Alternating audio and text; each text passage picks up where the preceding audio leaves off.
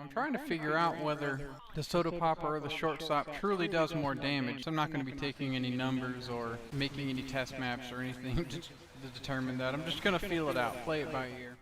I just couldn't help myself. Order! Order in the court! And now I'm on trial. We convene today to settle a case of slander. A case against one of our best and brightest in this abandoned game mode within an abandoned game. On my left stands the defendant, the shortstop. A stiff-collared, tight-spread gentleman accused of being too precise for his own good. And on my right, the plaintiff, the soda popper. A jittery, over-caffeinated menace charged with disturbing the peace from 10 stories up. Both weapons plead not guilty to the crimes of inferiority and tomfoolery within MvM. It is in this court that we will review witness testimony, empirical evidence, and overall vibes to determine who will walk away and who will be shackled in inventory jail forever. Your Honor, you cannot use vibes in a court of law. Contempt of court, get him out of here. I am Judge... You look like Matlock. No. And this is absolutely kangaroo court. I'm already ready to hand down my verdict to this detestable shortstop. Everyone knows the soda popper is better. Not so fast, Judge. If I may make a case for...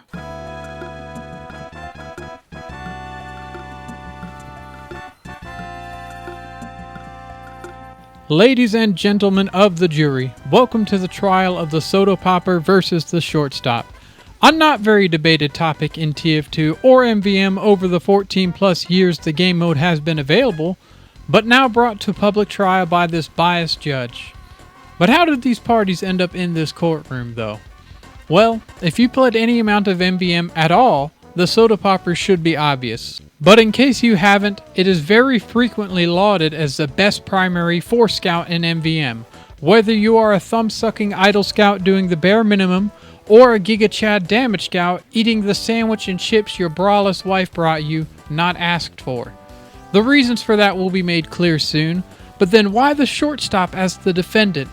In MvM, among Scout's 6 primaries, only 3 are in realistic contention for viability, and the delta between Spot 2, the shortstop, and Spot 3, the scattergun, aren't particularly close. I won't get into why the scattergun isn't as good as the other 2, despite being quite good. You'll just have to take my word for it. Because today, only these 2 are in court, and the bailiff is going to have his work cut out for him. Let me start off with playing devil's advocate for the soda popper because there are legitimate reasons as to why it's considered the best in slot for scout for many years. The soda popper is a break action scattergun reminiscent of the Force of Nature. It differs from the Force of Nature though by sporting the same amount of pellets and damage as the scattergun, but fires twice as fast and reloads in a fraction of the time due to reloading its entire clip at once.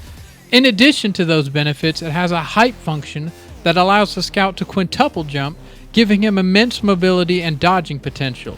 All of those positives balanced out by a 66% base clip size.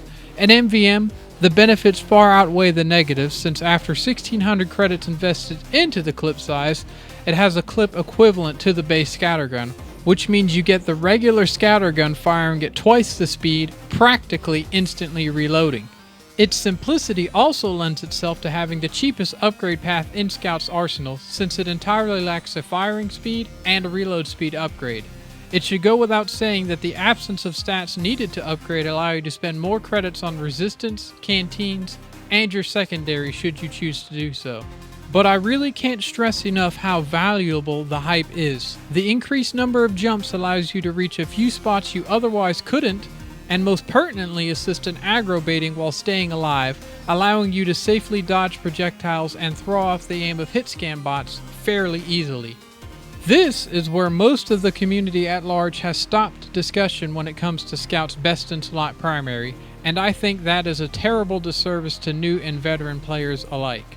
Because MvM players aren't always the most pragmatic creatures, myself included, sometimes extra damage is enough to sway the opinions of the masses, and that leads me to this extremely underappreciated, severely misunderstood, and severely underestimated primary, with a surprising amount of utility in its own right. It's not exactly a secret that the Shortstop can scale harder than the Soda Popper. I say not exactly because there is a cohort of players that do think the Shortstop does less damage full stop, but among more seasoned players it is known that the Shortstop is a more capable weapon with the appropriate investment. It won't be until the later waves where you have the credit investments to make this thing worthwhile. Or that the decreased spread is the only real point where the damage is increased. It can even deal more damage than the Soda Popper when it's fully upgraded, especially in mid-range. But where is the threshold that the Shortstop can actually overtake the Soda Popper? How much more expensive is it to truly upgrade than the Soda Popper? And most importantly, is it worth using? To answer the previous two questions, I had to do one of the scariest things a harebrained idiot like myself could ever dare to try, arithmetic. And let me tell you, I had no idea what I was getting into when I first began. I thought it would be as simple as getting some DPS numbers across a variety of upgrade combinations and finding the answer. But the math and the real-world examples said, fuck you, nope. I first began by going in-game, spawning a tank in, immobilizing it, and getting some damage numbers. The Soda Popper does 202 damage per magazine, and the Shortstop does 276 damage per magazine. Accounting for reload time, firing rate, I found a disparity of about 64 DPS in favor of the Soda Popper. This is about what I had expected. I knew the Shortstop needed upgrades to actually overtake the fan favorite. But as I began to scale both weapons, I was troubled because the DPS of the Shortstop actually never overcomes the DPS of the Soda Popper. At both maxed out, including firing rate for the Shortstop falls about 97 DPS shy of the Soda Popper. But how does that work? I have real-world examples that I found and accurately recreated that clearly show the Shortstop taking out large health pools faster than the Soda Popper. Counselor, you're telling me that the Shortstop has lower DPS, yet somehow kills tanks faster? Son, that's not arithmetic, that's witchcraft. Your Honor, if I may approach the bench, because this is where the case gets interesting. The data I collected wasn't wrong, I was just asking it the wrong questions. You see, my first DPS numbers came from firing one magazine, reloading, firing one more, and averaging the damage over that tiny cycle. That's short cycle DPS, and it's fine for small enemies. But tanks and giants don't die in 2 magazines, they die in like 20. And once you stretch the timeline out, once you look at sustained DPS over long firing cycles, the Shortstop's upgrades start stacking in ways the Soda Popper simply cannot match. The Shortstop gets bigger magazines, more damage within those magazines, fewer reloads, and firing speed upgrades that the Soda Popper doesn't even have. Over long cycles, those advantages compound, and suddenly the Shortstop sustained DPS overtakes the Soda Poppers, which perfectly matches the tank footage I found and recreated. So the Shortstop doesn't win because it has lower DPS but better time to kill, it wins because my first DPS test was measuring the wrong kind of DPS. Once you measure sustained DPS, the Shortstop's faster tank and giant kills start making more sense. It spends more time firing, it spends less time reloading, and over any huge health pool, that difference slowly snowballs until the Shortstop crosses the finish line first. And that leads me to the actual economics behind the weapon, because when does it start delivering these uninterrupted damage streams? And where does the time to kill rate start consistently being in favor of the Shortstop? To answer the second question, it's around the 1200 HP mark, and I'll get to why in a second. And to answer the first question, long story short, it's the firing speed upgrade doing the heavy lifting for this little guy. Here's a chart showing the time to kill of an 18,000 health tank for the Soda Popper with various magazine capacity upgrades. For simplicity's sake, damage upgrades aren't accounted for since if both weapons have the same damage upgrade level, the damage upgrade is a common multiplier to their base damage contribution, so it doesn't fundamentally alter the comparison. Now here is a chart showing the time to kill of the same tank with the Shortstop at various magazine capacity upgrades and various firing speed capacity upgrades. You can see that at equivalent magazine capacity upgrades, a plus 40% firing speed buff pushes the Shortstop to killing large health pools faster than the Soda Popper can manage. Now full disclosure, this chart may not be 100% accurate. I'm no math wizard, and though this is simple math, I wanted to automate some of the calculation processes, so I had an AI assist me in writing the script that would simulate these time to kills with data that I collected in-game plugged in, so take it with a grain of salt. Despite that though, it does quite closely mirror my previous in-game testing at a glance, so I'm willing to trust it. Put my head on a pike if you disagree. May it please the court. I come here today a humble pro se All right. before a panel of 5 distinguished justices. Shut that off! I will leave the Python script in the description for those who know how to can play around with it or criticize its build, because I sure can't. And if you use this script to edit the 18,000 HP target to other values, the Shortstop consistently wins around the aforementioned 1200 HP mark, with a few exceptions due to some health values better lining up with the Soda Popper's magazine size and single shell damage numbers. But even prior to that mark, the two weapons kind of flip-flop on time to kills for the same reason. So the Shortstop is always going to operate at an 800 credit deficit compared to the Soda Popper, which is a lot, but also not a ton. That means you're effectively spending your first 800 credits just buying access to the Shortstop's scaling advantage. And once you've made that investment, you're finally in the territory where the Shortstop's additional scaling can start paying you back. This means that everything before 4,000 credits is damage that you are leaving on the table, and after that, you have a weapon that can shred finite health pools faster than its counterpart for the rest of the mission. When is that threshold reached, you ask? Obviously, that will vary from mission to mission, but it can be early as the end of Wave 2, such as in the case of Broken Parts, or as late as the end of Wave 4, such as on Manslaughter, which is a 5-wave mission, so not very promising there. But given that most missions range from 7 to 8 waves, and you average out to reaching that 4,000 credit mark around Wave 3, calculated using the starting and completion credits listed for each wave on each mission on the TF2 wiki, that is usually greater than half the mission spent with a faster killing tool. And remember, the Soda Popper hits its full power at 3,200 credits, and the Shortstop doesn't fall far behind during that climb, and once you cross the 4,000 credit mark, it overtakes the jittery little gremlin for the rest of the mission. Now, let me stop your potential comments of fury and hatred explaining to me my ignorance, because it would be remiss of me not to mention the ghost upgrade glitch that lets the Soda Popper sneak in an extra 10% firing speed buff. In a perfect world, this would be patched, and personally, I'm not a fan of relying on glitches, small as they may be. So for the sake of fairness, everything in this trial assumes the intended upgrade system. That is just the damage though. There are a few other fringe benefits that I personally think put this weapon over the edge and make it at least equal to the Soda Popper, if not slightly better. But before we move on to the alleged benefits, Your Honor, I'd like to call a brief recess. I'd like to consult the court of public opinion in regards to a question I had asked the jury last week. What underpowered TF2 weapon deserves a buff? Kate of Frost says, I think the Bison needs a buff after all the unjustified nerf it's gotten over the years. I agree, they need to revert it. Fawcett says, the Gas Passer could be one of those rising stars if it gets an investment. It definitely needs something done in the base game. It's Jack and a Half said, I would say the Bison, but that deserves a whole rework, so I'm gonna say the Sandman. I don't know about the Sandman, that seems a little bit questionable. Korean Name Guy says he wants Spy's gun and sniper bows to get exploding headshot. He's talking about MvM.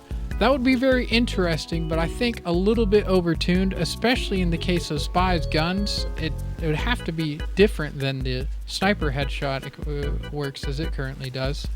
Vu MvM says he'd like to see the Your Eternal Reward back to its old state.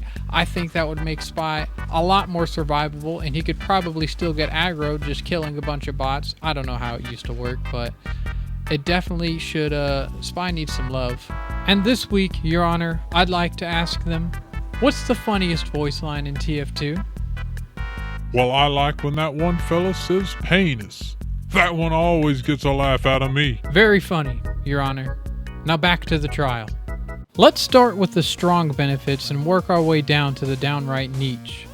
Canteens. Love them or hate them, they are an extremely powerful tool in every class's hands, and the Shortstop in particular has some very strong synergy with them. Ammo canteens are frequently purchased by scouts, good for refreshing milk, Criticola, bonk, and of course, refilling your clip in reserves for an extra heap of damage.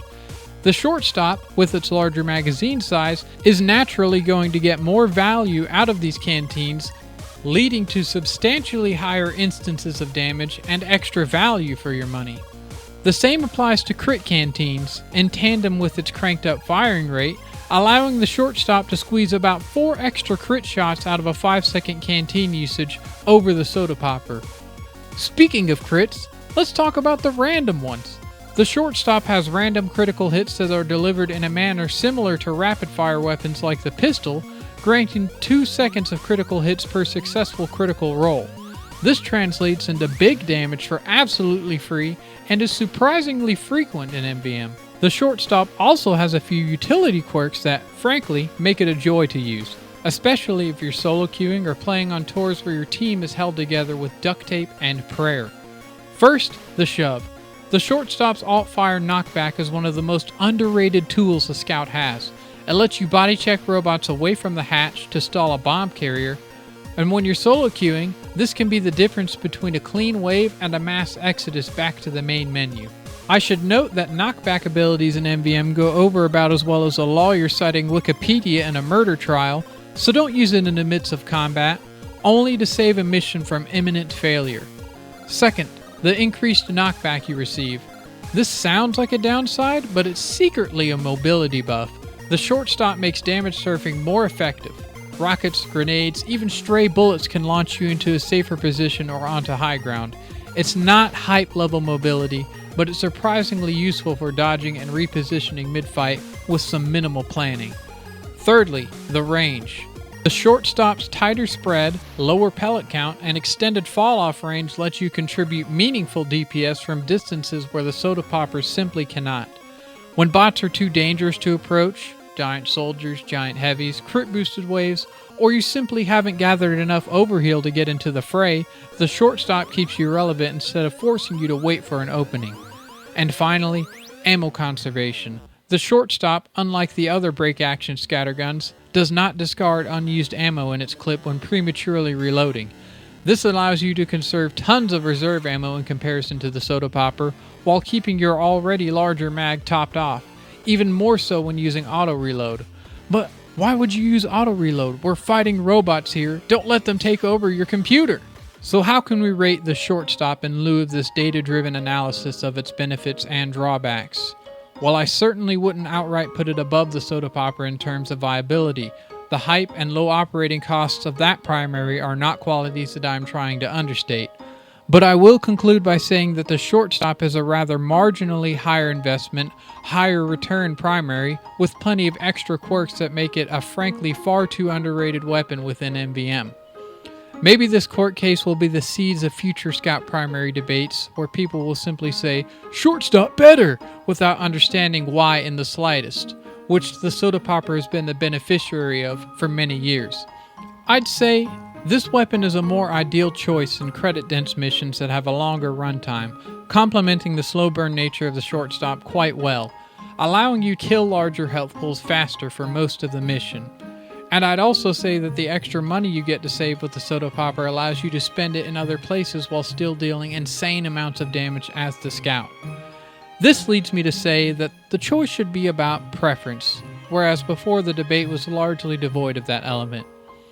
Your Honor, I rest my case. Son, perhaps I treated this little peppergun too harshly. I grant each party of the court today with a carbonado bot killer knife and scattergun, respectively. Go with God and get the hell out of my courtroom. Both Ians. And thus, the legal battle has ended between these two feuding primaries. From refusing to take numbers to accidentally doing weeks of billable hours, we somehow reached what I think is a favorable verdict for this underdog. I was hoping to find a smoking gun moment where a certain amount of credits would just favor the shortstop, but I didn't, and I think I like the result that I did find even more. Thank you all very much for watching. Check out my Babyface's Blaster video for a less nuanced view of the criminal underworld of Scouts primaries. Subscribe and like if you haven't already. Answer the question of the day if you feel inclined. And most importantly, have a wonderful day.